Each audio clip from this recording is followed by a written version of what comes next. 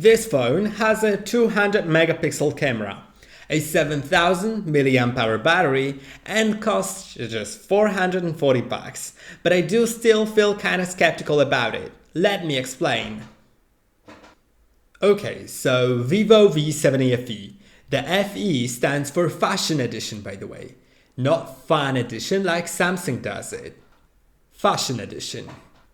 Which tells you a lot about what Vivo is going for here. And design-wise, they pulled it off. Look at this thing. The back has this graphic pattern, and in the purple colorway, it actually glows in dim light. Shifts to a greenish blue hue. It's subtle, not dramatic, but it's unlike anything else at this price. I kept picking it up just to look at it. The problem is, it's all plastic. Frame, back, everything. You pick it up for that premium look and, well, it immediately becomes a slightly hollow feeling. For $440, it's just feeling too cheap and cheaper than it should.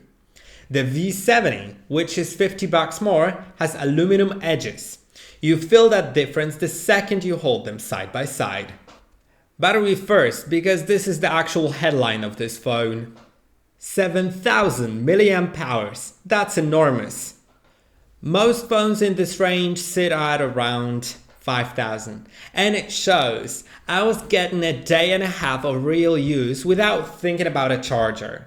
Heavy day, social media, maps, YouTube, camera, went to bed with 40% left, did it again the next day.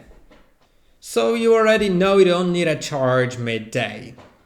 But if you ever do, there's 90 watts charging inside, 0 to full in about an hour flat. One thing though, don't bother enabling the fast charging mode in settings.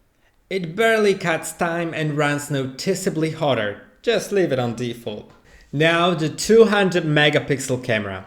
This is what Vivo is selling you on, and I'll be straight with you. It's not 200 megapixel good. It's Vivo good. Meaning colors look nice, portraits are solid, daytime shots are clean and detailed. Vivo has always had a reliable camera philosophy, and that carries over here, but it's not magic. When you zoom in on crops or shoot in tricky light, you feel the limits of the sensor. The number is just marketing. What you're actually getting is a competent, pleasant camera that most people will be happy with. Just don't expect it to compete with a Pixel or a Galaxy at double the price. Now sad part, the ultrawide, 8 megapixels, and I'll be blunt, it's there, it works, and that's about it. Detail drops off noticeably, dynamic range is weaker, and if you shoot architecture or landscapes, you'll see the difference instantly. At $440, I expected at least 12 or 16 megapixels here. 8 feels like an afterthought. Now here's what confuses me most about this phone.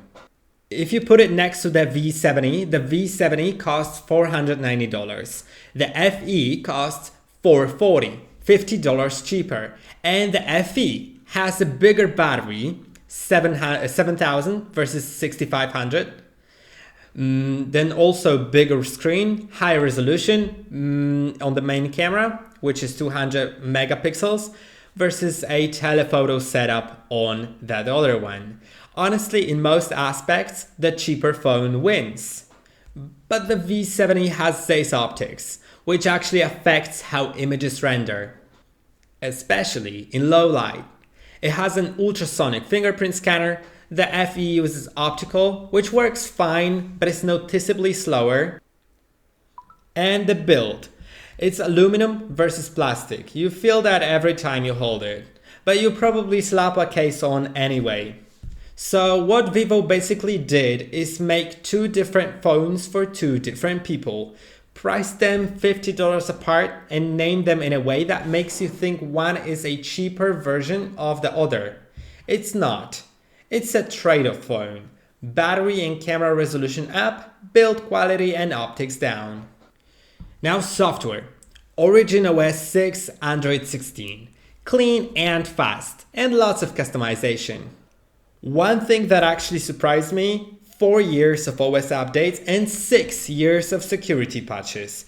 On a mid-range Android, especially from Vivo, that's not normal. Google does it and Samsung does it with flagships only. Vivo doing it at this price is surprising. Like they stopped making disposable after 2 years phones. So where does this land?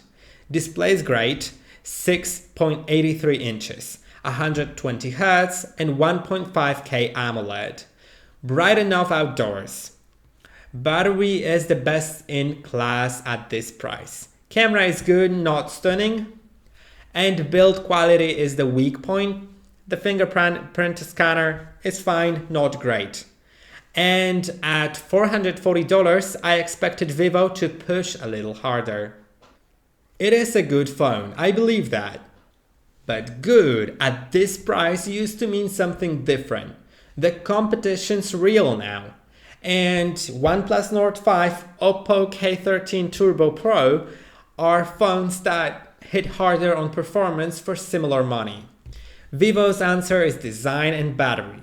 And if those two things matter most to you, this might actually be your phone. So here's my question for you, and I want your actual answer in the comments. If you're spending $440 on a phone, what's the one thing you absolutely will not compromise on? Battery, camera, build quality, performance? Drop it below because I read everything.